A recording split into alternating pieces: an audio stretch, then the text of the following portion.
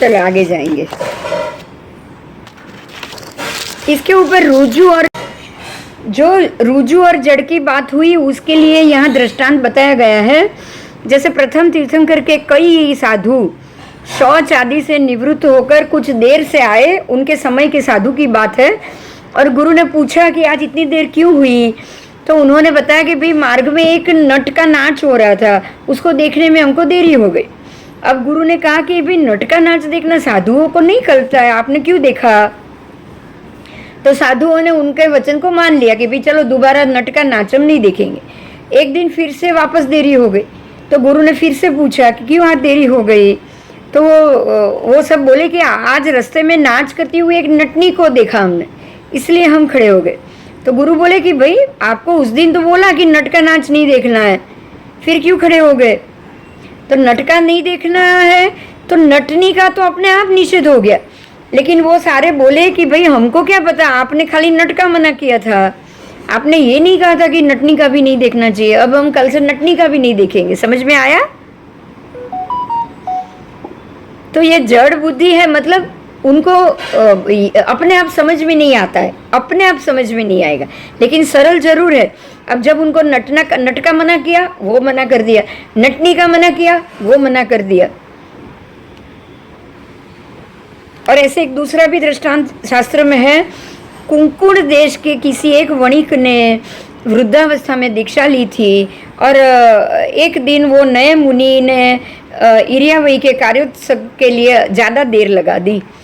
और फिर उन्होंने जब कार्योत्सव को पारा तब गुरुदेव ने पूछा कि भाई इतनी देर ध्यान करके तुमने क्या चिंतन किया?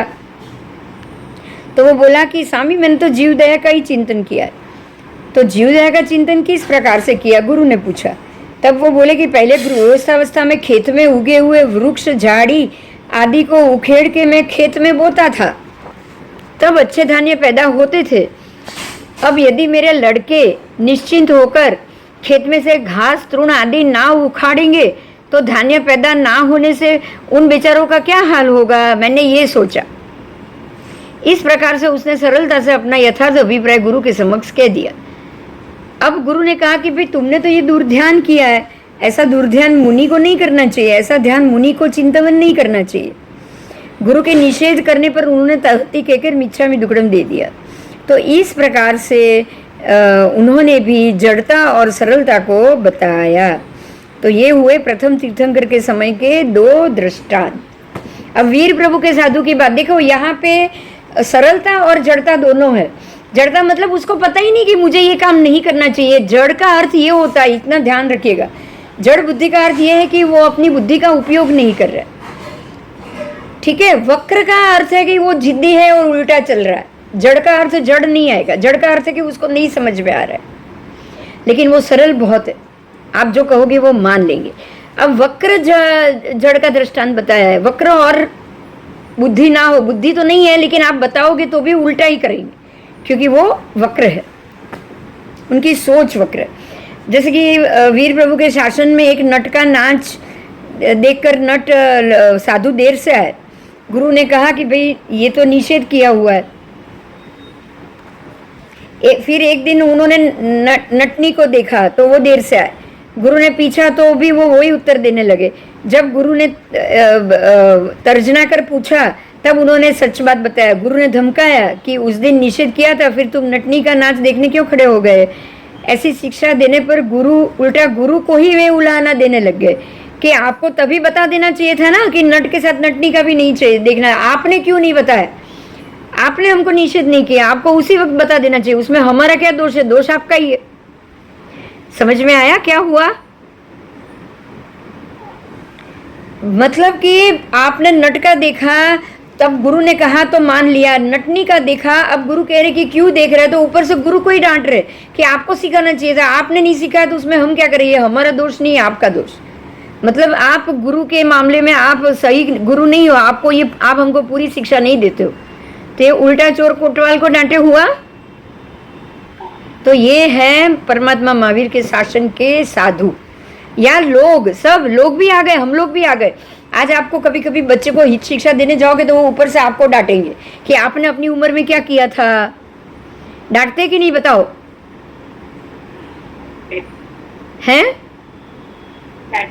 हाँ, उल्टा बोलते हैं वो कि आपने क्या किया, आपने ऐसा क्यों किया, आपने हमको ठीक से बड़ा नहीं किया, आपने हमारी ठीक से इच्छाएं पूरी नहीं की, आपने हमको ठीक से एजुकेशन नहीं दिलाया। बहुत सारी चीज में हो जाती है, होता है ना।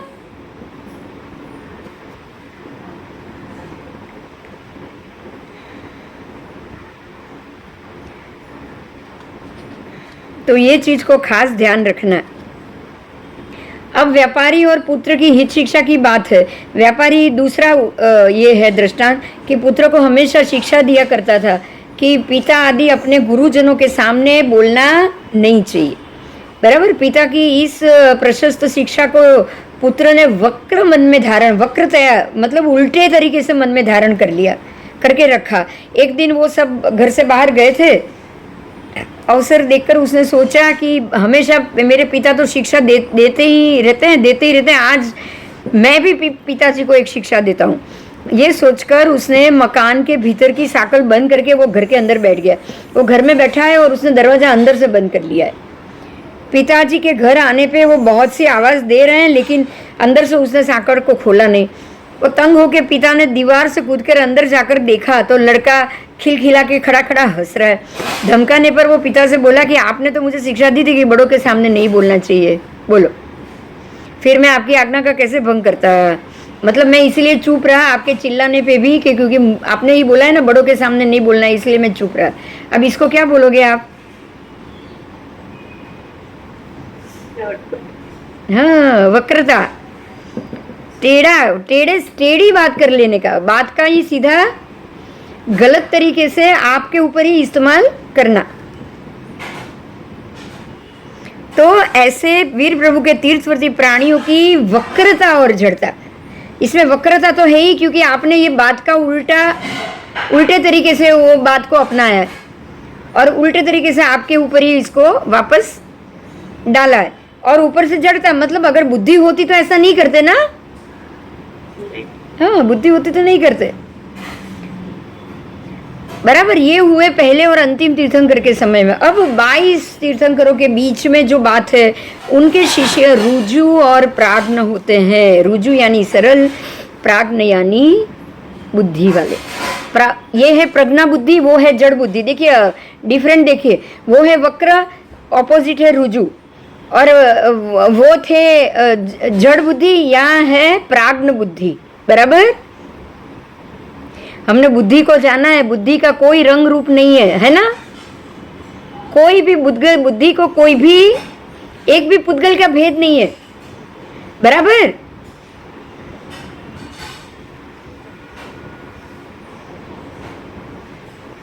वर्ण गंध रस स्पर्श बुद्धि को बिल्कुल नहीं है। कितने एक नट थे अजितनाथ भगवान के समय में, नट का नाच होकर वो देर से आए। देर से आने पे पूछा तो गुरु को उन्होंने बता दिया कि भाई हम तो नट का नाच देख रहे थे। और एक दिन वे वापस दिशा जाकर उपाश्रय में लौट रहे थे। रास्ते में एक नटनी नाच रही थी, उसे देखकर प्राज्ञ होने के कारण वे विचार करने लगे कि अरे गुरु ने तो राग पैदा होने के कारण, भूत होने के कारण ही नट का नाच देखने का मना किया था, तो नटनी का नाच तो विशेष रागजनक होता है। मतलब वो बुद्धि वाले थे, रुजु थे। उन्होंने सोचा कि अगर नट का नाच नहीं देखना चाहिए तो नटनी का तो बिल्कुल नहीं देखना चाहिए क्योंकि वो तो राग पैदा करेगा। तो ये सोच के वो स्वतः ही ये निषिद्ध है ये जानकर नटी का नृत्य देखे बिना ही उपाश्रय में चले आए। तो इस प्रकार से शिष्य की ओर से ये कहा गया कि 22 तीर्थंकरों को रुजु और प्राज्ञ मुनि को ही धर्म हो सकता है। वक्र और जड़ प्रथम तीर्थंकर के मुनियों को कैसे धर्म हो सकता है बताओ? हो सकता है क्योंकि उनमें बोध ही नहीं होता है, व्यक्ति में ही बोध नहीं होता है, व्यक्ति में ही प्रज्ञा बुद्धि नहीं होती है। इसलिए वीर प्रभु के वक्र और जड़ मुनियों को सर्वथा धर्म का अभाव ही होना चाहिए। गुरु कहते हैं ऐसी शंका न करना, क्योंकि यद्यपि प्रथम तीर्थंकर के मुनियों को जड़ता के साथ सरलता पाने का संभव है, उनका भाव शुद्ध होने से उनमें धर्म होता है। और वीर प्रभु के मुनि वक्र और जड़ होने से उनका मनोभाव रुजु प्राज्ञ की अपेक्षा से शुद्ध ना होने से सर्वथा धर्म ही उनमें नहीं है ऐसा नहीं कहा जा सकता। बराबर। वक्र और जड़ है तो मनोभाव शुद्ध नहीं हुआ, लेकिन क्रिया से तो धर्म हो सकता है कि नहीं? हो सकता है। इसलिए आप उनको सर्वथा धर्म का अभाव ऐसा नहीं कह सकते, क्योंकि क्रिया से जरूर धर्म होता है। तो अब देखिए, आज आपको बहुत अच्छी बात जानने को मालूम पड़ गई कि आज के 24वें भगवान के शासन काल में मुनियों में जड़ और वक्र स्वभाव रहेगा, लेकिन वो अपने चारित्र में जरूर अव्वल हो सकते हैं। बराबर।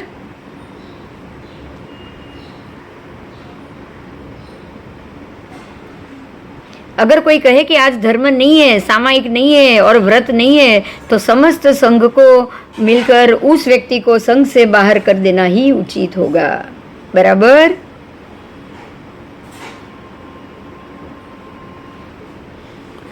चलो अब आगे, ये समझ में आ गया आपको 10 कल्प?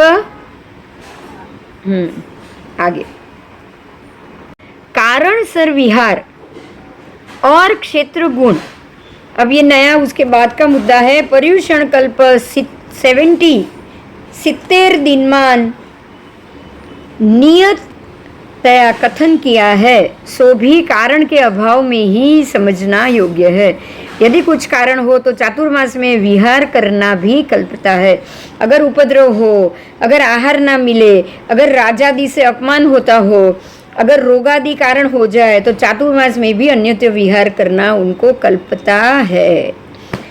यदि शौच जाने की जगह अच्छी ना हो, उपाश्रय में जीवोत्पत्ति हो, कुंथुवे हो रहे हो, आग लग गई हो, सर्पादि का भय हो, तो भी वहां से अन्यत्र विहार कर सकते हैं। अगर वृष्टि बंद ना होती हो, मार्ग कीचड़ वाला हो, तो कार्तिक पूर्णिमा के बीतने पर भी उत्तम मुनि वहां रह सकते हैं, अगर ऐसा कुछ हो तो। अगर उपद्रव आदि दोष ना हो और संयम निर्वाह के लिए क्षेत्र के गुणों की गवेषणा करना युक्ति संगत है।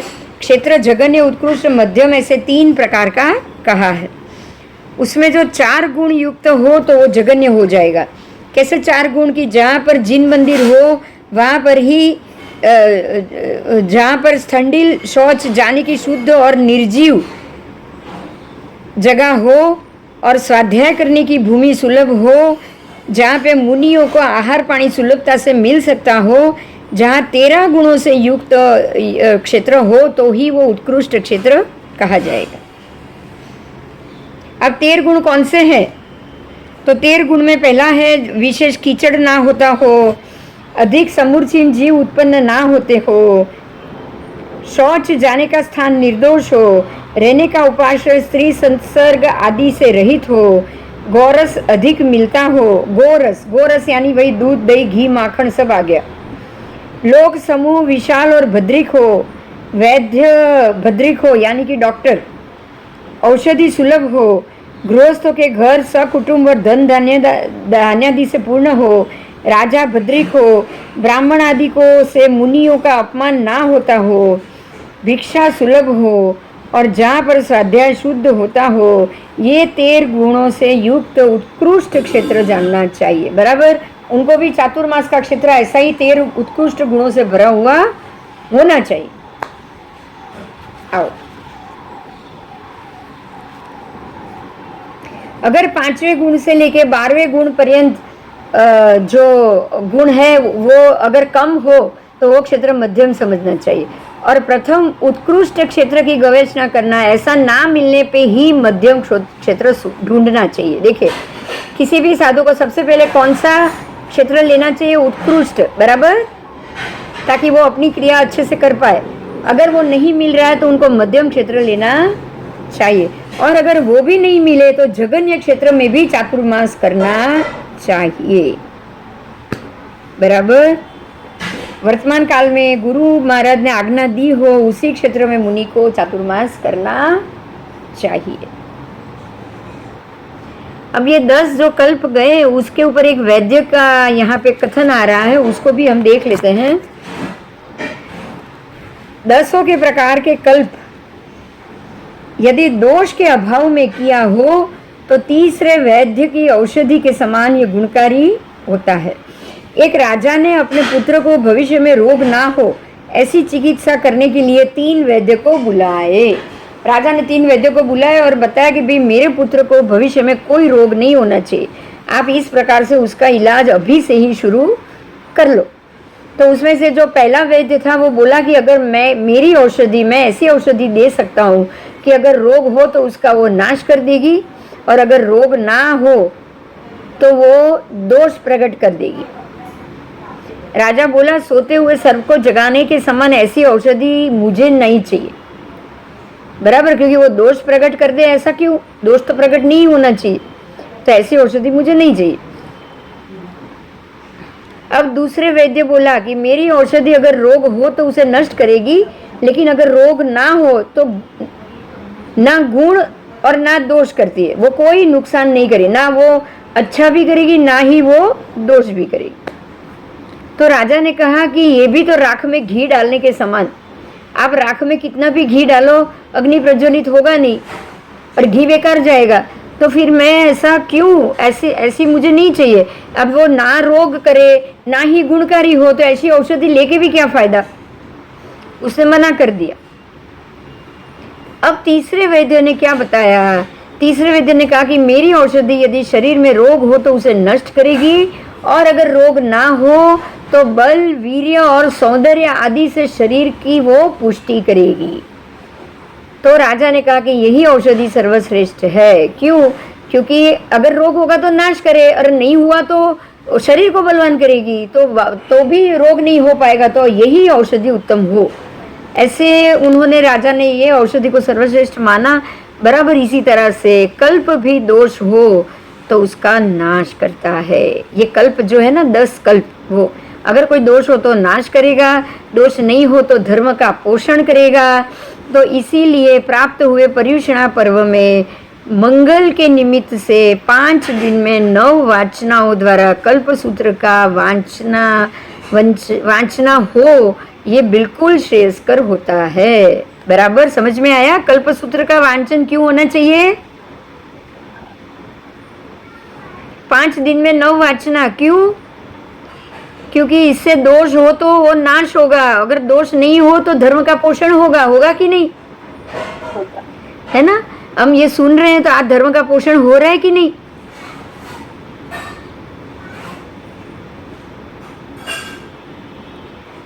चलो अब नए आगे का मुद्दा, पर्युषण पर्व और कल्पसूत्र की महिमा तथा कल्पसूत्र श्रवण से होने वाले अपूर्व लाभ। जैसे कि देवों में इंद्र, तारों में चंद्र, न्याय प्रवीण पुरुषों में राम, रूपवानों में काम, रूपवती स्त्रियों में रंभा, जो बाजा बजते हैं उसमें भंभा, हाथियों में ऐरावत हाथी, साहसिकों में रावण का साहस बहुत था, बुद्धिमानों में अभय कुमार जैसी बुद्धि नहीं थी, तीर्थों में शत्रुंजय जैसा कोई तीर्थ नहीं है, ऐसा सिमंदर स्वामी भी यही कह रहे हैं।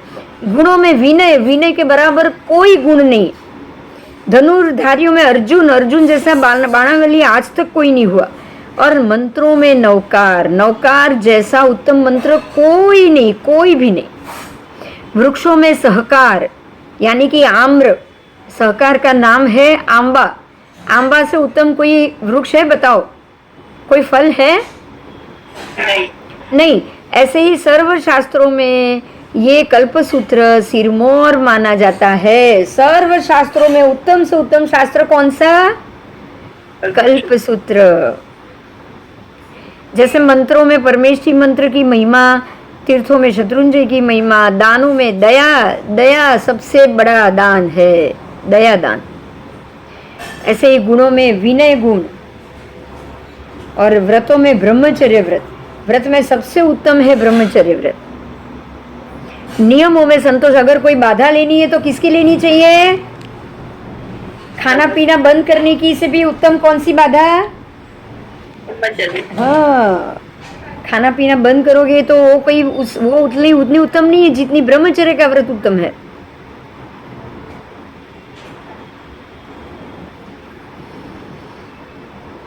नियमों में संतोष, अगर नियम करना है तो कैसा करना होना चाहिए बोलो। संतोष वाला नियम कैसा होता है पता है? मुझे कुछ नहीं चाहिए, मुझे जो खाना मिल गया चलेगा, चलेगा, भाएगा, जमेगा, यही। क्या चाहिए आपको? चलेगा। हाँ, चलेगा, चालसे, भावसे, ગમશે, ફાવશે, આ બધું સંતોષના શબ્દો છે। મોઢામાંથી એમ જ નીકળવું જોઈએ, ચાલશે, ઓકે, બસ, બહુ થઈ ગયું, બરાબર। तप में समता, देखिए ये सबसे जरूरी चीज है। क्यों? क्योंकि तप ऐसी चीज है कि जो क्रोध को जल्दी लाता है। अगर आपके शरीर को खाना और ये सब समय अनुसार नहीं मिला ना तो गुस्सा और क्रोध बहुत जल्दी आ जाता है, पता है ना? ये समय से चाय नहीं मिलती है तो भी गुस्सा आ जाता है। इसीलिए खास तप में खास समता बताया गया है। अगर समता नहीं है तो नहीं चलेगा। तत्वों में सम्यक दर्शन, तत्व जानना है, लॉजिक जानना है तो सम्यक दर्शन से उत्तम कुछ नहीं है। ये तो हमने भी कल जान लिया कि बिना सम्यक दर्शन कुछ नहीं है, बराबर। कल का आत्मा का जो 8 गुण थे ना, बहुत अच्छे थे। हाँ अमिता जी, वो जरूर आप बाद में देख लेना। हाँ आओ। इसीलिए तत्वों में सम्यक दर्शन, अगर सम्यक दर्शन नहीं है तो ज्ञान माना ही नहीं जाता है। कल ये बात आई थी, कितना भी ज्ञान हो सब अज्ञान। सम्यक दर्शन नहीं है तो कितने भी ज्ञान हो सब अज्ञान। और दर्शन में कोई भी गुण ठाणे पे कोई भी दर्शन हो सकता है। मिथ्या दर्शन भी दर्शन ही माना है, सांख्य दर्शन भी दर्शन ही माना है, बराबर। शुभ अशुभ अलग बात है, लेकिन हो सकता है दर्शन, कभी भी कहीं भी हो सकता है। मगर ज्ञान, सम्यक ज्ञान नहीं है तो ज्ञान ज्ञान ही नहीं है। बोलो, बहुत बड़ी बात है कि नहीं? सम्यक दर्शन नहीं है तो दर्शन दर्शन ही नहीं है, ऐसा नहीं बोला। सम्यक दर्शन नहीं है तो दर्शन दर्शन ही नहीं है, ऐसी बात नहीं है। मिथ्या दर्शन भी दर्शन है, लेकिन ज्ञान अगर मान लो सम्यक ज्ञान नहीं है तो ज्ञान अज्ञान है। ये बहुत बड़ी बात थी जो कल जानी। सोनू बाय।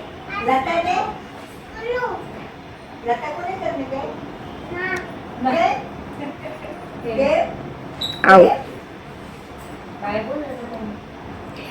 ऐसे ही सर्वज्ञ प्रभु कथित सर्व पर्वों में वार्षिक पर्व पर्युषणा उत्कृष्ट है। अरियंत से बढ़कर देव नहीं, मुक्ति से बढ़कर पद नहीं, शत्रुंजय से बढ़कर तीर्थ नहीं, ऐसे कल्प सूत्र से बढ़कर अन्य कोई शास्त्र नहीं। ये कल्प सूत्र साक्षात कल्प वृक्ष ही है।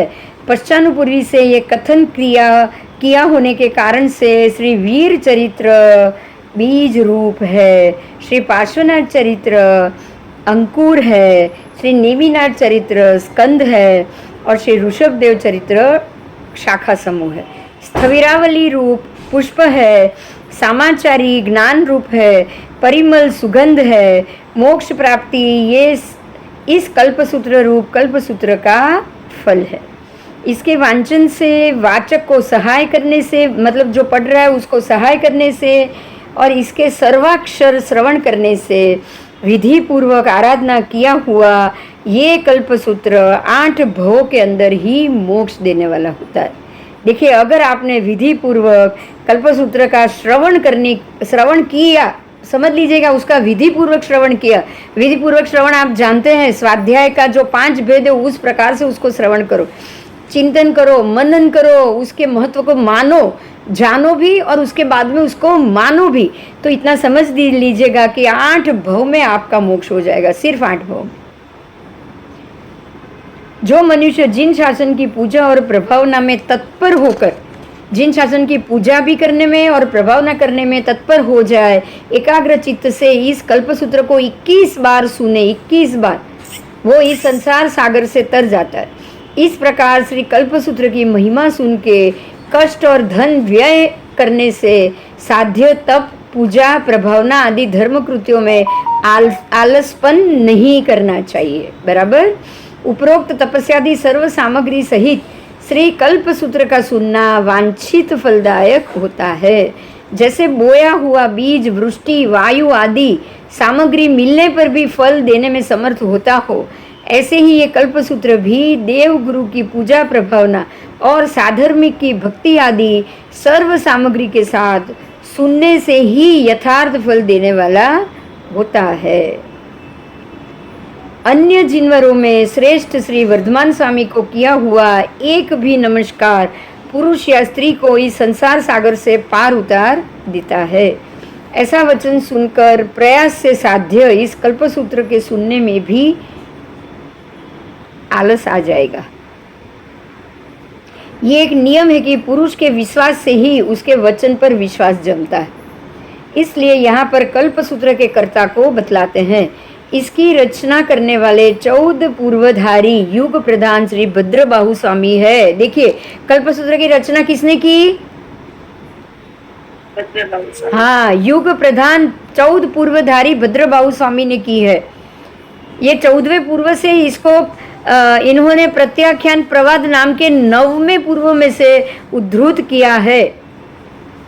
बराबर, कल्पसूत्र ऐसा कहेंगे ये भद्रबाहु स्वामी के समय से है। ये तो भगवान के जाने के 150 साल में ही हो गए थे। मतलब कि ये कल्पसूत्र अभी हम बोलेंगे ये 900 ही साल में हुआ है, तो ये संभव नहीं है ना।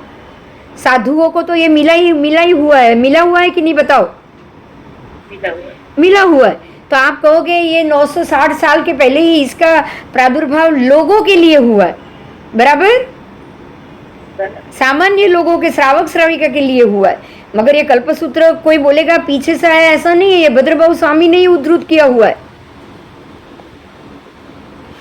तो ये 14 पूर्वधारी युग प्रधान श्री भद्रबाहु स्वामी है जिन्होंने इसकी रचना की है। उन्होंने प्रत्याख्यान प्रवाद नाम के 9वें पूर्व में से उद्धृत करके जो दशाश्रुत स्कंद शास्त्र बनाया था उसका ये 8वां अध्ययन है। मतलब कि कल्पसूत्र दशाश्रुत स्कंद का 8वां अध्ययन है और दशाश्रुत स्कंद प्रत्याख्यान प्रवाद नाम के 9वें पूर्व का अध्ययन है। बराबर।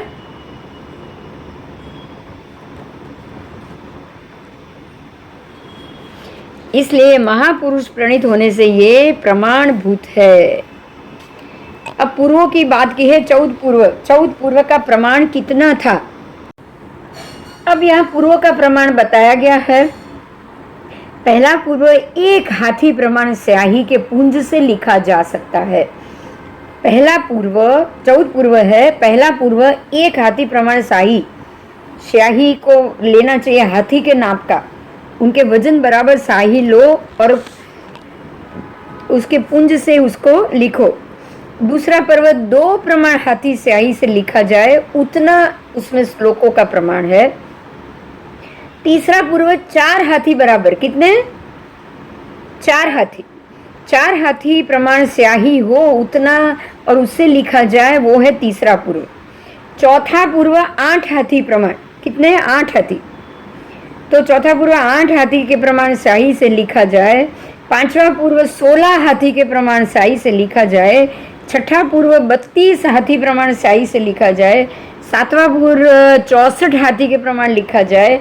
8वां पूर्व 128 हाथी प्रमाण से लिखा जाए। 9वां पूर्व 256 हाथी प्रमाण से लिखा जाए। 10वां पूर्व 512 हाथी प्रमाण स्याही से लिखा जाए। 11वां पूर्व 1024 हाथी प्रमाण स्याही से लिखा जाए।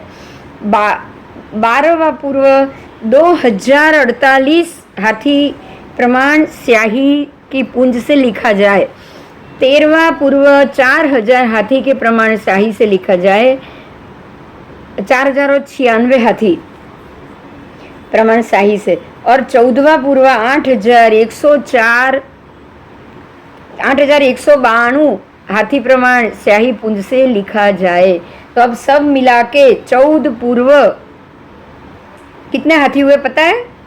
14 पूर्व 16,383 हाथी प्रमाण स्याही पुंज से लिखे जा सकते हैं। सोचो 14 पूर्व कितनी हजार स्याही से?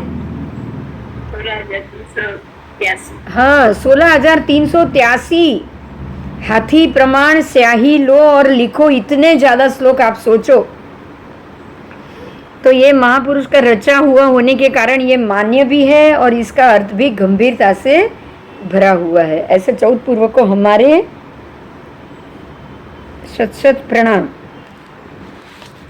ऐसा कहा जाता है कि सर्व नदियों की रेती को एकत्रित करे, सर्व समुद्रों का पानी एकत्रित करे, तथापि इससे अनंत गुणा एक एक सूत्र का अर्थ होता है। इसमें एक एक सूत्र का अर्थ सर्व समुद्रों का भी अगर पानी एकत्रित कर लेना उससे भी अनंत गुना होता है।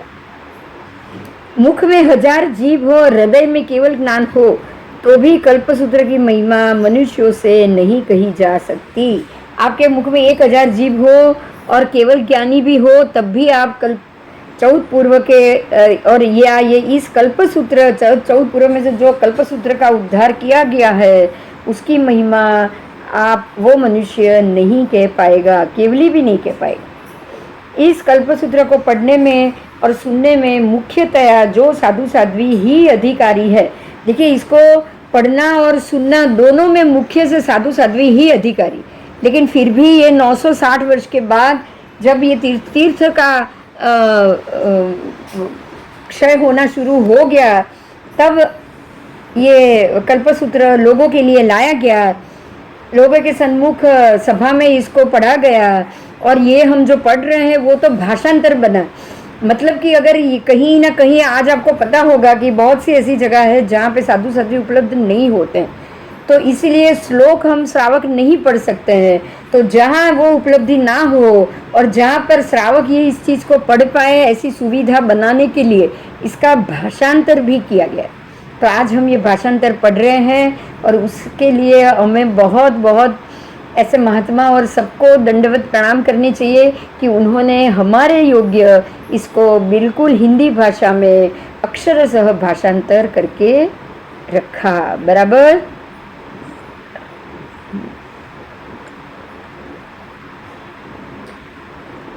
आओ, इसको पढ़ने और सुनने में समय की बात की है। काल से रात्रि के समय काल ग्रहण आदि विधि को करने वाले साधु ही पढ़ सकते हैं। इसमें भी काल से समझिए, इसमें भी काल से रात्रि के समय काल ग्रहण आदि विधि अगर कोई करने वाले महात्मा हो, वो साधु ही इसको पढ़ सकते हैं। और साध्वियों को निश्चित चूड़ी में कथन किए विधि के अनुसार साधु के उपाश्रय दिन में आकर सुनने का अधिकार है। देखिए, साध्वी दिन में आकर उपाश्रय में आकर इसको सुन सकते हैं, और साधु रात्रि काल में रात्रि के समय में काल से रात्रि के समय में काल ग्रहण आदि विधि को करके जो उनको जो विधि करनी होती है काल ग्रहण की, वो खत्म करने के बाद साधु इसको बांध सकते हैं।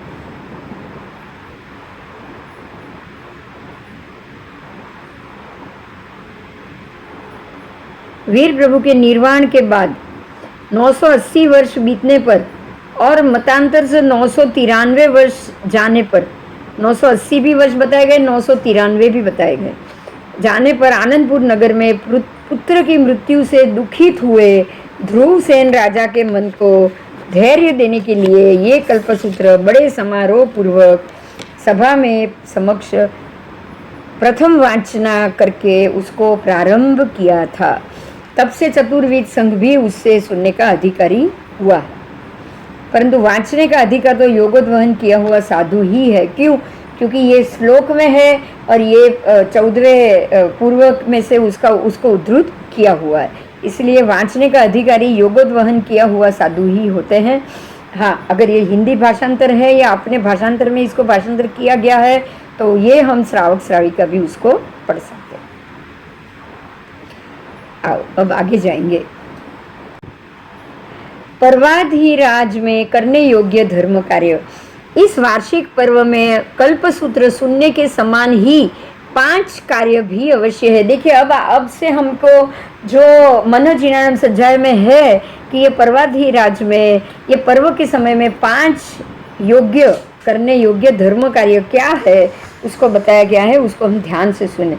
पहला है चैत्य परिपाटी, हरेक मंदिर में दर्शनार्थ के लिए जाना।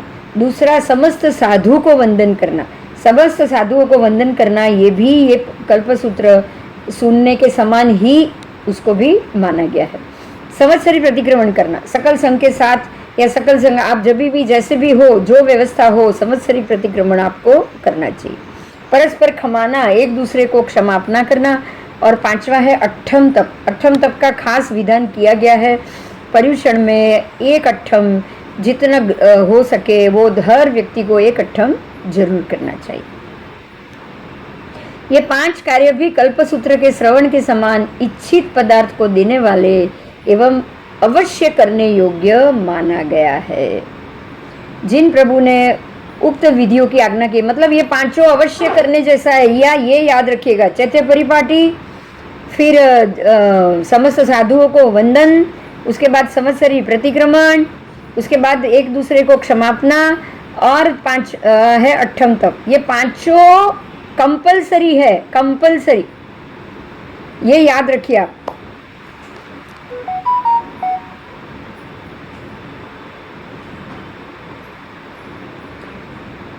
आओ, उक्त विधि है ये 5 जो परमात्मा ने बताई है। जो अट्ठम है वो 3 उपवास करने से होता है। ये तप महाफल का कारण, ज्ञान दर्शन चारित्र रूप तीनों रत्न को देने वाला, 3 शल्य को उखाड़ कर फेंकने वाला, 3 जन्मों को पवित्र बनाने वाला, मन वचन शारीरिक दोषों का शोषण करने वाला और 3 जगत में श्रेष्ठ पद देने वाला माना है।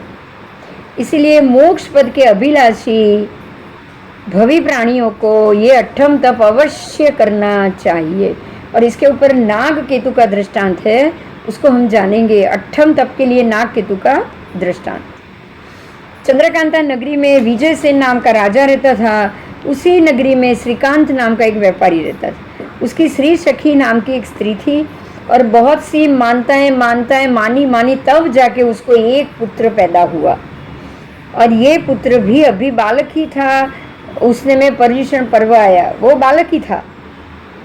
और वो पर्युषण पर्व आया उस वक्त उसके कुटुंब में अट्ठम तप की बात चल रही थी।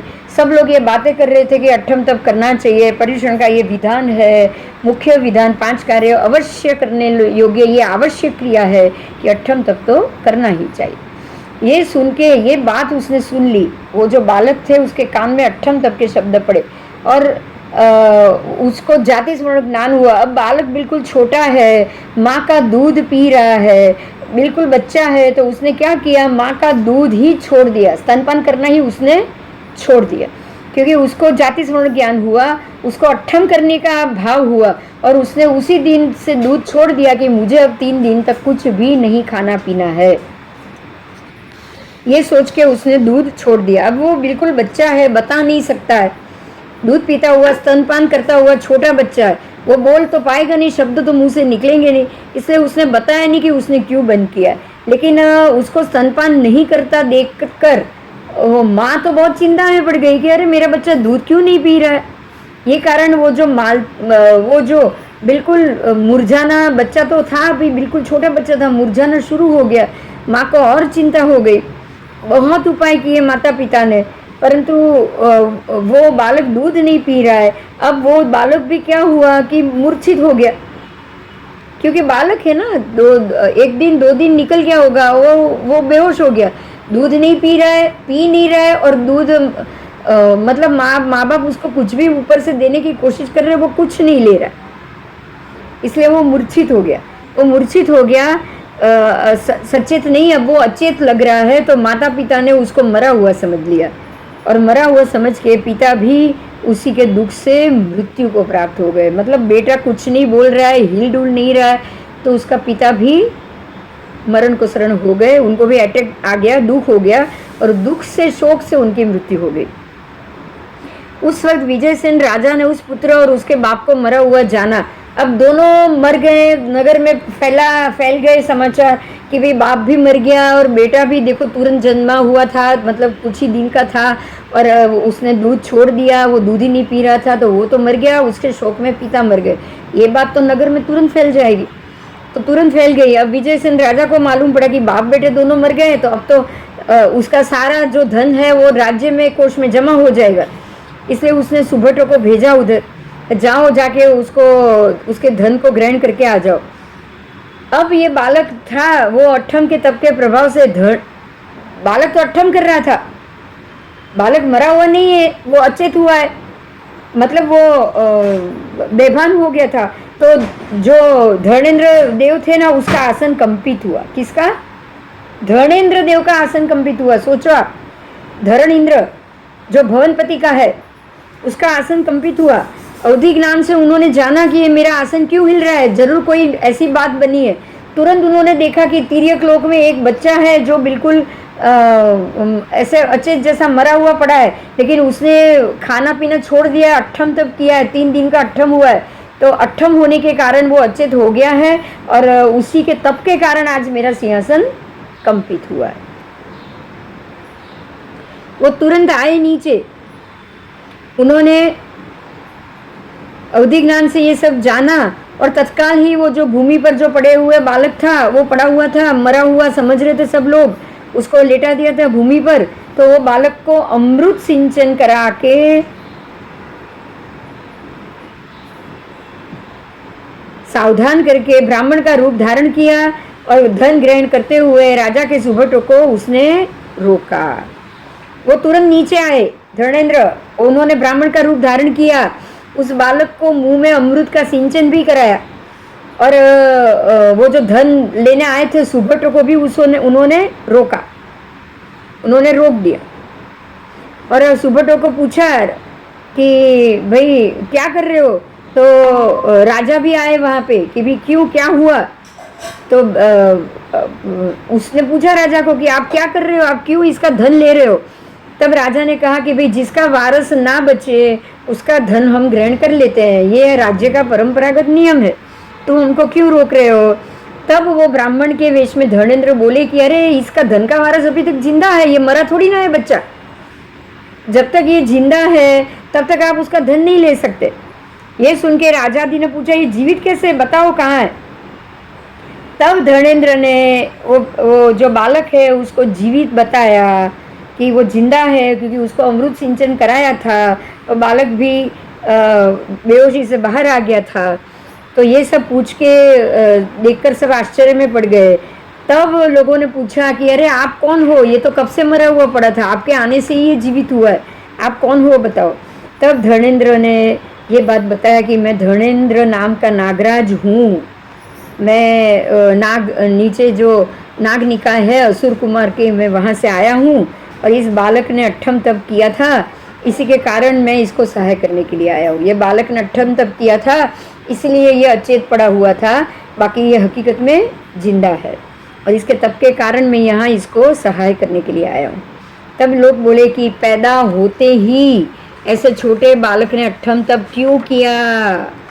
अभी वो स्तनपान ले रहा है, अभी अभी उसका जन्म हुआ है, और इसने अट्ठम तप क्यों किया?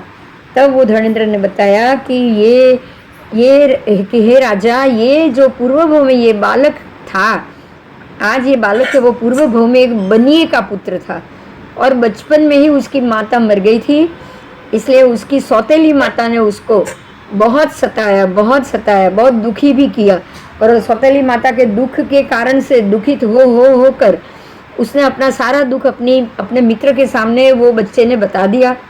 मित्र भी बोला कि भाई तुमने पूर्व भव में कोई तपवप नहीं किया होगा, इसी कारण से तुम्हारा ये पराभव हुआ है। देखो ये मित्र भी कैसा कल्याण मित्र है, उसने क्या कहा कि भाई तुमने पूर्व भव में कोई तपवप नहीं किया होगा, अगर तू पूर्व भव में तप करता तो तुझे ये भव में ये दुख और तकलीफ नहीं मिलती, तो तू ऐसा कर, इस भव में तप कर। तूने पूर्व भव में तो नहीं किया, चलो कोई बात नहीं, पर तू इस भव में अगर तप करेगा ना तो तेरे आने वाले दुख भी दूर होंगे, और आने वाले भवों में भी तुझे सुख प्राप्त होगा। तो वो था एक कल्याण मित्र, तो उसने ऐसा समझाया। अब उसकी बात मान ली वो बालक ने, और उसने उस दिन से उसने सब कुछ छोड़ दिया, और खाना पीना छोड़ दिया, और अट्ठम तप उसने शुरू किया। बराबर? वो कोई ना कोई तप करने लगा, और उसने ये सोचा कि मैं आगामी पर्युषण में अट्ठम तप अवश्य करूँगा, ऐसा उसने सोचा, सिर्फ दिमाग में सोचा है, बाकी छोटा बड़ा तप उसने शुरू किया है, और दिमाग में सोचा कि इस बार तो पर्युषण में मुझे अट्ठम तप करना ही करना है। इस बार तो पहले से ही प्लान था, इस बार मैं अट्ठम करूंगा, इस बार मैं अट्ठम करूंगा, ऐसा वो सोच रहा था। संकल्प भी कर लिया कि मैं इस बार जरूर अट्ठम करूंगा। ऐसा निश्चय करने के बाद एक दिन वो घास की अपनी कुटिया में सो गया। तो सो गया था तो उसी रात को सौतेली माता पहले से प्लान करके बैठी थी। उसको गुस्सा तो था ही उसके ऊपर बहुत। उसने क्या किया, वो घास की जो कुटिया थी ना उसमें एक जलती हुई चिंगारी डाल दी। आग भभक उठी और ऐसी आग, ऐसी बड़ी, ये बच्चा सो रहा था, उसको पता नहीं चला। और जब वो उठा ना तब तक तो वो आग में झुलस चुका था। वो आग बहुत ज्यादा।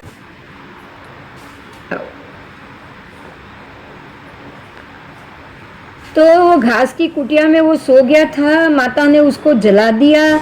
जरा सी देर में कुटिया जल के राख हो गई, वो भी मर गया। और अट्ठम तब के ध्यान में था वो कि बस मुझे अट्ठम करना है, करना है, करना है, करना है। और जैसे ही ये ध्यान के कारण वो श्रीकांत सेठ का पुत्र हुआ। और जैसे ही उसने पूर्व भव में अट्ठम का बहुत चिंतन किया हुआ था, और जैसे ही बाल्यावस्था में अभी जन्म हुआ और कुछ दिन के अंदर ही उसने बातें सुनी कि भाई ये पर्युषण आ रहा है, अट्ठम करना है पर्युषण। तो जैसे ही अट्ठम शब्द उसके कानों में पड़ा, उसको वो जाति स्मरण ज्ञान से अंदर पड़ा हुआ चिंतन उसके ध्यान में आ गया और उसने उसी समय से आहार छोड़ दिया और अट्ठम शुरू कर लिया। बराबर, क्योंकि उसने पूर्व में चिंतन किया। अट्ठम तब अभी बाल्यावस्था में ही पूर्ण किया है उसने। और ये महापुरुष लघुकर्मी होने से इसी भव में मोक्ष को भी प्राप्त करेगा। सोचो, धर्मेंद्र आकर बता गए कि ये बच्चा लघुकर्मी है और वो इसी भव में नागकेतु के रूप में जन्म लिया है, उसी भव में वो मोक्ष जाएगा। इसीलिए उसने बाल्यावस्था में जन्म लेते ही उसने अट्ठम तब वो कर भी पाया। समझ में आ रहा है कि 3 दिन का बच्चा कैसे अट्ठम करा, 1 दिन या उसका बच्चा, इतना छोटा बच्चा कैसे अट्ठम करेगा। सोचो अगर अंदर ठाना हुआ पड़ा है तो ये भी हो सकता है। बराबर, तो कुछ भी आपके ये जन्म में ठानोगे तो अगले जन्म में वो होगा ही होगा, क्योंकि आपका पूरा ध्यान उस तरफ जाएगा, है ना।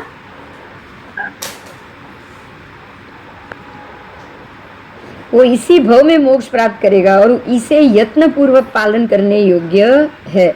इससे तुम्हें भी बड़ा लाभ होगा, ऐसा धर्मेंद्र ने कहा। और उसके गले में, बच्चे के गले में हार डाला उन्होंने और वो अपने स्थान पे चले गए। सबको ये बताकर गए। इसीलिए स्वजनों ने श्रीकांत सेठ का मृत कार्य किया और पुत्र का नाम नागकेतु रखा। नागकेतु क्यों? क्योंकि धर्मेंद्र ने आकर उनको बचाया ना, धर्मेंद्र ने आकर सबको बताया, इसलिए उसका नाम नागकेतु रख दिया। और अनुक्रम से बाल्यावस्था से ही वो जितेंद्रिय और परम श्रावक बना। एक दिन विजयसेन राजा ने किसी एक मनुष्य की चोर ना होने पर भी चोरी के कलंक से उसको मार डाला था। मतलब विजयसेन राजा ने किसी मनुष्य पे चोरी का आरोप लगाया, उसको फांसी की सज़ा दे दी। वो चोर नहीं था लेकिन फिर भी उसको सज़ा दे दी। तो ये जो मरने के बाद ये व्यंतर देव बना। क्या बना? वो मनुष्य व्यंतर देव बना था। तो मरकर व्यंतर देव हुआ और पूर्व के वैर से वो विजयसेन राजा के सारे नगर को नष्ट करने के लिए उसने आकाश में एक बहुत बड़ी विशाल शिला की रचना की, बहुत बड़ी शिला रची। और शिला उसने आकाश में रची हुई है। राजा के पास वो आया और राजा को लात मार के उसने नीचे सिंहासन से नीचे गिराया। राजा को लोई की उल्टी हुई, रुधिर का वमन हुआ। बराबर, राजा सिंहासन से नीचे गिर गया। ये देखकर नागकेतु ने सोचा कि मैं जीते हुए संघ का और इन गगन पर स्पर्शी जिन मंदिरों का विनाश कैसे देख सकता हूँ। मतलब कि ये बड़ी शिला उसने आकाश में लगा दी है, ये कभी भी गिरेगी तो जिन मंदिर खंडित हो जाएगा। ऐसा सोच के उसने, नागकेतु ने एक ऊंचे मंदिर के शिखर पर वो चढ़ गया और उस शिला को धारण करने के लिए उसने 2 हाथ ऊंचे कर लिए। वो किसी मंदिर की टोच पे चढ़ गया शिखर पे और ऐसे हाथ ऊपर कर लिया ताकि वो शिला को वो धारण कर पाए। और उसके तप तेज की शक्ति को सहन नहीं करने के कारण शिला को संहारित करके वो व्यंतर देव उसके चरणों में गिर गया। देखो अब व्यंतर देव ने क्या किया, वो नागकेतु का वो तप तेज सहन नहीं कर पाए और वो उसके चरणों में गिर गया, और गिरने के बाद उसने राजा को भी वहाँ से उपद्रव रहित कर दिया, छोड़ दिया। अब ऐसा नागकेतु, अब सोचो कि उसकी शक्ति कितनी है, अंतिम भवी है वो, चरम भवी है, चरम भवी है। सारे कर्म सामने से आकर पूरे हो रहे कि नहीं, बताओ।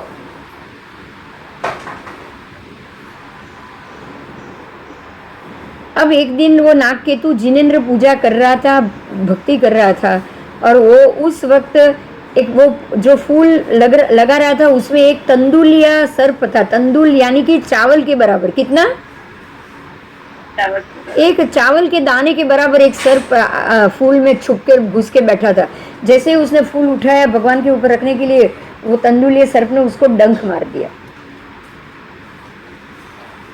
फिर भी वो व्याकुल नहीं हुआ और भावना में आरूढ़ होते होते परमात्मा की पूजा ही करता रहा, पूजा ही करता रहा। शुद्ध भावना में लीन होकर तल्लीन हो गया, इतना तल्लीन हो गया कि उसी वक्त उसको केवल ज्ञान प्राप्त हुआ। समझ में आ रहा है? अब शासन देवता आए, केवली तो हो गए, श्रावकपणा में हो गया नागकेतु, फूल की पूजा कर रहा है, भगवान की पुष्प पूजा कर रहा है, और पुष्प पूजा करते करते वो केवली बन चुका है। तो जैसे ही वो केवली बने, देव आएंगे ना, देवता आएंगे और उसको मुनि वेश अर्पण करेंगे कि भाई अब आपको केवल ज्ञानी हो चुके, अब आप मुनि बन जाइए। तो इस प्रकार ये उनकी पूरी कहानी है नागकेतु की। तो हमें भी नागकेतु की ये कथा सुनने के बाद अठम के लिए तैयार होना चाहिए कि नहीं? हाँ, होना चाहिए। तो इस तरह से ये जो हमारा पहला था, मुख्यतः 3 बातें आई उसमें। पूरी मचरिमाणम कप्पो ये गाथा है, और इसकी व्याख्या ये है कि श्री ऋषभ देव प्रभु और श्री वीर प्रभु के साधुओं का ये कल्प आचार है कि वृष्टि हो या ना हो, पर्युषणा पर्व अवश्य करना चाहिए। समझ में आवियो? बरसात हो या ना हो, चाहे दुकाल भी पड़े, पानी नहीं है, मतलब चौमासा है ही नहीं, पानी बारिश ही नहीं है, बारिश हो तो ही चौमासा, ऐसा नहीं। चौमासे का समय आ गया, आपका जैसे ही आषाढ़ी पूनम शुरू हो गई, आपको उसके बाद चौमासे के रूप में स्थायी हो जाना चाहिए, और बराबर उससे 50वें दिन पर्युषणा कल्प शुरू कर लेना चाहिए। बराबर?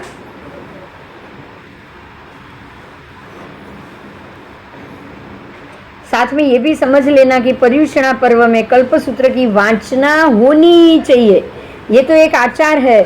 और दूसरा ये है कि वीर प्रभु के शासन में मंगल रूप है। अगर कोई शंका करे कि प्रभु के शासन में ही क्यों कहा है, बाकी में नहीं, तो इसके लिए ये कहा गया है कि जिनेश्वरों के चरित्र कथन जो भी बताए गए हैं, गणधर आदि स्थविरावली के चरित्र का भी कथन है, सामाचारी का भी इसमें कथन है।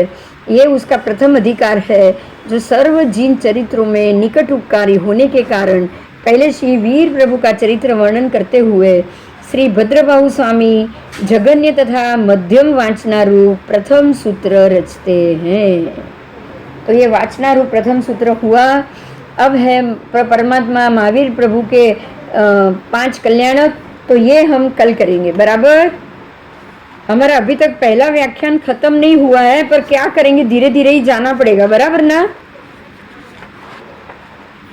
हाँ हाँ, जाना तो धीरे धीरे ही पड़ेगा, क्योंकि अभी भी है बहुत सारे पेज है।